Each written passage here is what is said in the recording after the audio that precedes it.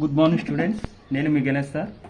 ఈ క్వశ్చన్స్ అన్ని కూడా తెలుగు అకాడమీ బుక్ అనేది ఏపీ గవర్నమెంట్ రిలీజ్ చేయడం జరిగింది. ఆ బుక్లో ఉన్నటువంటి 97 క్వశ్చన్స్ అనేది మనకి క్షుణ్ణంగా వివరించడం జరుగుతుంది.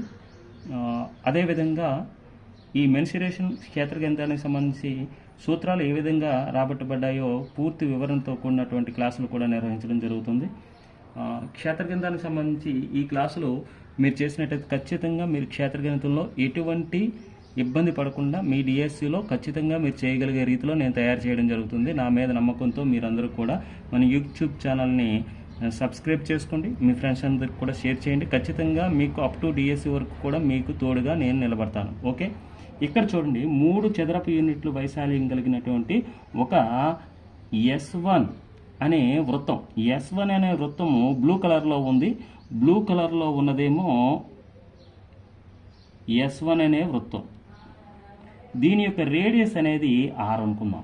దీని యొక్క రేడియస్ అనేది ఇక్కడి నుంచి ఇక్కడికి ఉంటుంది. ఇది సెంటరు ఎస్, అంటే ఈ బ్లూ కలర్లో ఉన్నటువంటి సర్కిల్ యొక్క సెంటర్ ఇది. ఈ సెంటర్ నుంచి ఇక్కడికి రేడియస్ అనేది R. మరి S1 అనే వేరొక వృత్తం యొక్క కేంద్రము ఇది. S11 అనేది పింక్ కలర్లో ఉంది. పింక్ కలర్లో ఉన్నది S11 అన్నమాట. దీని యొక్క వృత్త కేంద్రం ఎక్కడుంది? ఇక్కడ ఉంది. S11 అనే వేరొక వృత్తం యొక్క కేంద్రం గుండా పోతుంది. ఇదిగోండి, వృత్తం యొక్క కేంద్రం గుండా పోతుంది ఈ వృత్తం. ఈ S1 అనేది ఈ వృత్త కేంద్రం గుండా పోతుంది. దాని అంతరంగా స్పర్శిస్తుంది. ఇదిగోండి, అంతరంగా లోపల ఇక్కడ స్పర్శిస్తుంది. అంటే రెండు టచ్ అవుతున్నాయి అన్నమాట. అయితే S2 యొక్క S" యొక్క వైశాల్యం ఎంత అంటే దీని యొక్క వైశాల్యం ఎంత అని అడిగారు. ఇప్పుడు దీని యొక్క రేడియస్ ఇది R అయితే దీని యొక్క రేడియస్ పింక్ కలర్లో ఉన్నటువంటి S11 వృత్తం యొక్క రేడియస్ ఏమవుతుంది? దీనికి డబుల్ అవుతుంది. అంటే ఈ చిన్న వృత్తం యొక్క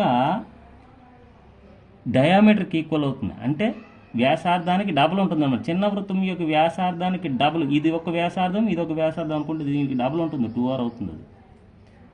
మరి ఈ చిన్న వృత్తము బ్లూ కలరు, పింక్ కలర్ అనేది బిగ్ సర్కిల్. ఈ రెండింటికి రేషియో, ఏరియాస్ రేషియో ఏ విధంగా చూద్దాం. S1/S11 చిన్న వృత్తము, పెద్ద వృత్తము.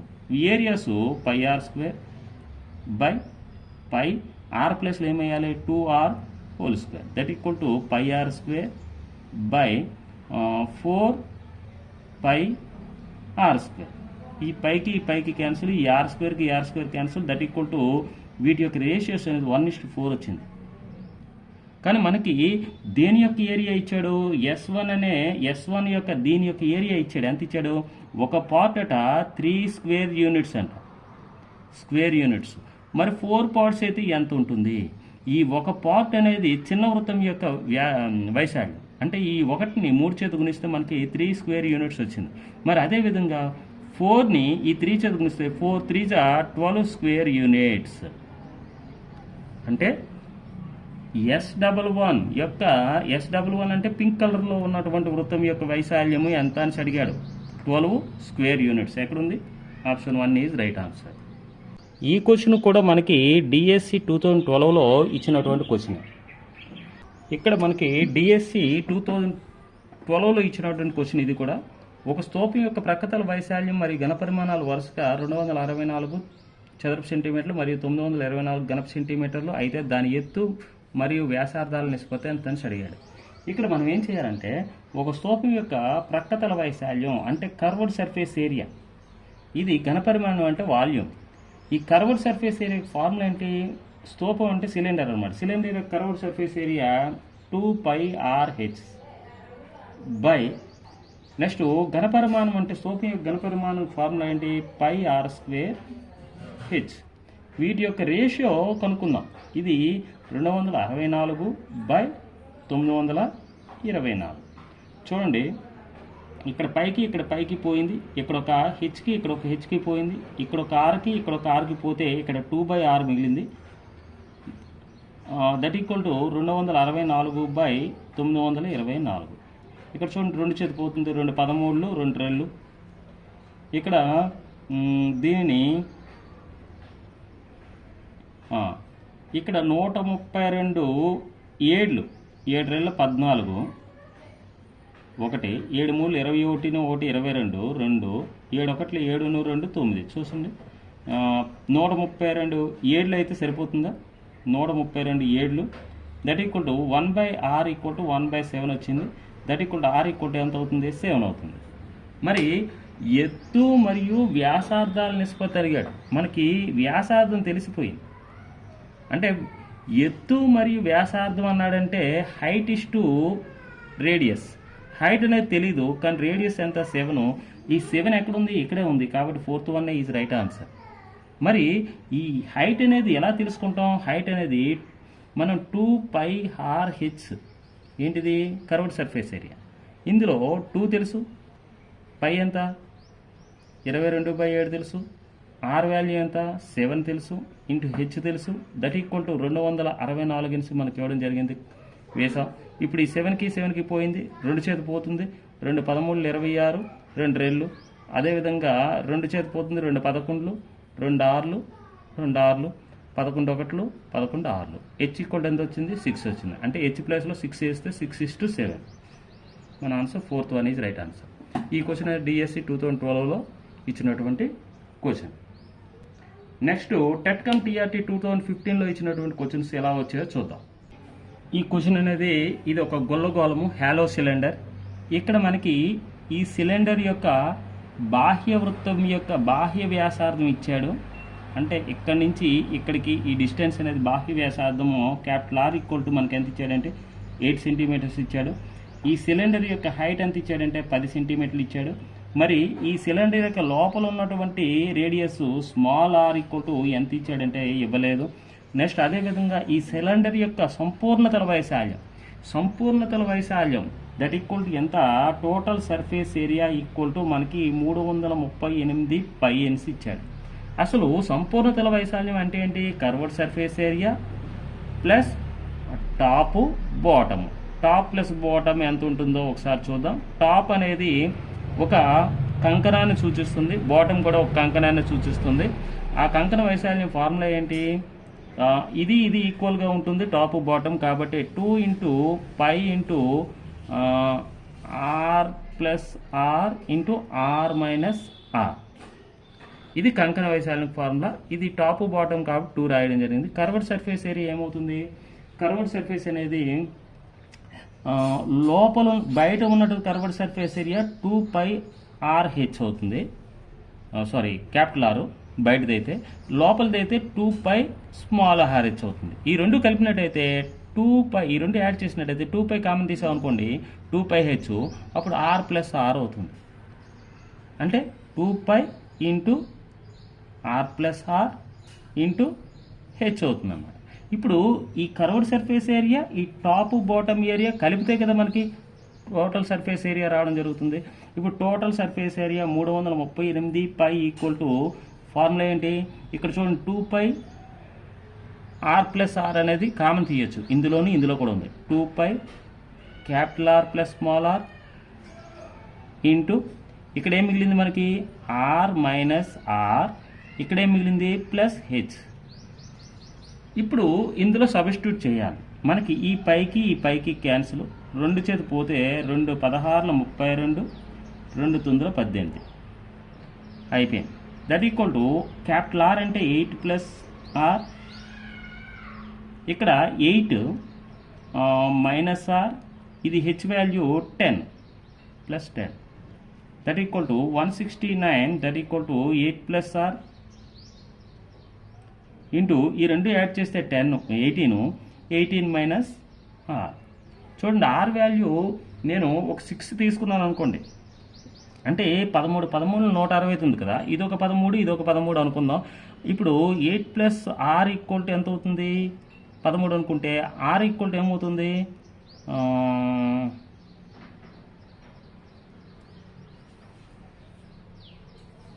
5 అవుతుంది.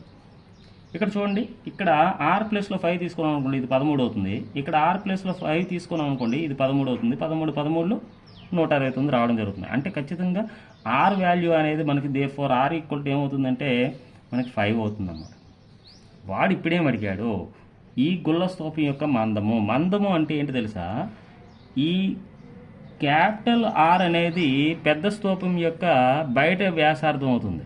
ఆ బయటి వ్యాసార్థంలోంచి లోపల వృత్త వ్యాసార్థాన్ని తీసివేస్తే capital R minus small R equal to గుల్ల స్తూపం యొక్క మందం అవుతుంది. అంటే 8 మైనస్ 5 దట్ ఈక్వల్ టు గుల్ల స్తూపం యొక్క మందము 3 సెంటీమీటర్స్. ఎక్కడుంది? First one is right answer అవుతుంది. ఓకే, ఈ విధంగా చేయాలి. చాలా జాగ్రత్తగా నెంబర్ ఆఫ్ టైమ్స్ ప్రాక్టీస్ చేయండి. ప్రాక్టీస్ లేకపోతే మనం ఎగ్జామ్ హాల్లో అటెంప్ట్ చేయలేం. ఇటువంటి క్వశ్చన్స్ ఫార్ములాస్ అన్నీ కూడా మనకి ఎలా వచ్చాయో తెలియాలి. నెక్స్ట్ క్వశ్చన్, ఇక్కడ 79th క్వశ్చన్ కూడా టెట్కమ్ టీఆర్టీలో ఇచ్చినటువంటి క్వశ్చన్ ఇది. ఇక్కడ చూడండి, 15.5 మీటర్స్ పొడవు, 4.5 మీటర్స్ ఎత్తు, 27 సెంటీమీటర్స్ మందంగా గల గోడను, ఒక గోడ ఉంది, ఈ విధంగా గోడ ఉంది. ఈ గోడని మనకి ఏం చేస్తున్నాడంటే, ఈ గోడ యొక్క మెజర్మెంట్స్ అనేది 15.5 మీటర్స్, ఇదేమో హైట్ అనేది 4.5 మీటర్స్, ఇదేమో 27 సెంటీమీటర్స్. ఇది గోడ. ఈ గోడని 27 సెంటీమీటర్లు, 10 సెంటీమీటర్లు, 10 సెంటీమీటర్లు కొలతలు కలిగినటువంటి ఇటుక ఈ విధంగా ఉన్నాయి. ఈ విధంగా ఇటుకలు ఉన్నాయి. ఇటువంటి ఇటుకలు ఆ గోడని కంప్లీట్ చేయడానికి ఎన్ని అవసరం అవుతాయని అడిగాడు. ఇలా అడిగినట్టయితే ఇదేమో ఇటుక బ్రిక్స్, ఇటువంటి బ్రిక్స్ ఆ గోడకి, ఆ వాల్ని నిర్మించడానికి ఎన్ని కావాలని అడుగుతున్నాడు. ఇది టెట్కమ్ టీఆర్టీ 2015లో ఇచ్చినటువంటి క్వశ్చన్. ఇప్పుడు మనకి ఈ గోడ యొక్క ఘనపరిమాణము బై ఇటుక యొక్క ఘనపరిమాణం చేసినట్టయితే మనకి అంటే గోడ యొక్క ఘనపరిమాణాన్ని V1 అనుకుందాం, ఇటుక యొక్క ఘనపరిమాణం V2 అనుకుందాం. అప్పుడు V1 బై V2 చేసినట్టయితే మనకి ఆన్సర్ అనేది రావడం జరుగుతుంది. ఎన్ని ఇటుకలు అవసరమో. V1 అంటే 15.5 మీటర్స్. ఇది మీటర్స్లో ఉంది కాబట్టి దీన్ని సెంటీమీటర్స్లో కన్వర్ట్ చేస్తున్నాం. మీటర్కి సెంటీమీటర్లు 100 చేత మల్టిప్లై చేస్తున్నాం. దీన్ని కూడా ఇది చూడండి, వెడల్పు అనేది 27 ఉంది, దాన్ని చేంజ్ చేయని అవసరం లేదు. ఇక్కడ 4.5 మీటర్స్ ఉంది, దీన్ని సెంటీమీటర్స్ కన్వర్ట్ చేయాలంటే 100 చేత మల్టిప్లై చేయాలి. హోల్ బై ఒక బ్రిక్ యొక్క 27, ఇది 10, ఇది 10. ఇప్పుడు క్యాన్సిలేషన్ చేసేటప్పుడు 10 టైమ్స్ 100కి ఈ 100 క్యాన్సిల్ అయ్యింది. ఇప్పుడు చూడండి, ఇక్కడ ఇది 100 చేత మల్టిప్లై చేస్తే డెసిమల్స్ పోతాయి. 155 ఇంటూ 27 ఇంటూ 45/27. ఈ 27కి క్యాన్సిల్ అయింది. ఇప్పుడు 155ని మనం 45 చేత గుణిస్తే ఆన్సర్ వస్తుంది. 5 5 25, 2 5 5 25, 27, 2 5 1 5 2 7 ఇంటూ 4 5 20, 2 4 5 20, 22, 2 4 1 4 6, 5 7 9 6. ఇన్ని ఇటుకలు అవసరం. 6975 ఇటుకలు అవసరం. సెకండ్ ఆప్షన్ ఇది right answer. Okay, next question. ఈ అంతర్బాహ్య వ్యాసాలు ఇచ్చాడు ఒక గుల్లగోళంకి. ఒక గుల్లగోళం అంటే ఈ విధంగా ఉంటుంది, అంటే హాలోస్పియర్ అంటారు. అంతర్వ్యాసార్థము అంటే వ్యాసాలు ఇచ్చాడు, అంటే దీన్ని వ్యాసార్థం R1 అనుకుంటే లోపలది బాహ్య అంతర్వ్యాసం అనేది 2R1 అనేది ఎంత ఇచ్చాడు మనకి? 4 సెంటీమీటర్స్ ఇచ్చాడు. అంటే R1 ఈక్వల్ టు ఏమవుతుంది? 2 అవుతుంది. అంటే ఇది 2. మరి బాహ్య వ్యాసార్థం ఎంత ఇచ్చాడు? 2R2 దట్ ఈక్వల్ టు 8 ఇచ్చాడు. R2 ఈక్వల్ టు ఎంత అవుతుంది? 4 సెంటీమీటర్స్ అవుతుంది. అంటే గుల్లగోళం యొక్క బాహ్య వ్యాసార్థాలు వచ్చాయి. అదేవిధంగా దీన్ని ఏం చేశాడు? కరిగించి ఏం తయారు చేశాడంటే ఒక కోన్ కింద తయారు చేశాడు. ఈ కోన్ యొక్క భూ వ్యాసం ఇచ్చాడు 8 సెంటీమీటర్లు. అంటే దీని యొక్క వ్యాసం R ఈక్వల్ టు ఏమవుతుంది? 4 సెంటీమీటర్స్ అవుతుంది. అయితే దీని యొక్క హైటు H ఈక్వల్ టు ఎంత అని అడుగుతున్నాడు. మరి దీనిని ఈ గుల్లగోళాన్ని హాలోస్పియర్ని ఏ విధంగా కన్వర్ట్ చేశాడు? శంకు కింద, కోన్ కింద కన్వర్ట్ చేశాడు. అంటే కన్వర్ట్ చేశాడు అంటే ఖచ్చితంగా వాల్యూమ్స్ ఈక్వల్గా ఉంటాయి. అంటే గుల్లగోళం యొక్క ఘనపరిమాణం ఎంత ఉంటుందో కోన్ యొక్క ఘనపరిమాణము అంతే ఉంటుంది. అంటే గుల్లగోళం యొక్క ఘనపరిమాణం 4/3 pi R³ minus R³. Capital R cube అంటే పెద్ద బాహ్య వ్యాసార్థం, ఇది అంతర్వ్యాసార్థం. దట్ ఈక్వల్ టు కోణి యొక్క ఘనపరిమాణం 1/3 πr² h. ఇప్పుడు ఈ 3కి క్యాన్సిల్, ఈ పైకి క్యాన్సిల్, 4 ఇంటూ ఆర్ అంటే బయట వ్యాసార్థం ఎంత 4³ ఈ స్మాల్ ఆర్ అంటే అంతర్వృత్త వ్యాసార్థం ఎంత 2³ దట్ ఈక్వల్ టు ఇక్కడ ఆర్ అంటే ఇది శంకుది ఎంత వ్యాసార్థం 4² అంటే 16 ఇంటూ హెచ్. ఈ 4 ఒకట్లు 4 4లు చూడండి. 4³ అంటే 64 మైనస్ 2³ అంటే 8 దట్ ఈక్వల్ టు 4h. ఇప్పుడు హెచ్ ఈక్వల్ ఏమవుతుంది 64లోంచి 8 పోతే 52